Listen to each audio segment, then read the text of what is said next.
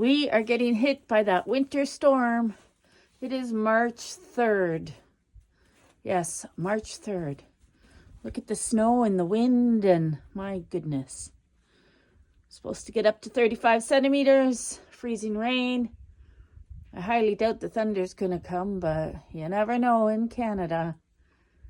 Yeah, wait 5 minutes and the weather changes. I'm not gonna bother shoveling snow or anything because it's just whirling around. The puppy and Jameson just went out. They won't be out for long. They'll be back. They're like, forget it, Mom. Anyways, if any of you are getting this storm with me, please stay home and be safe. I bet there's a very low visibility on the roads right now.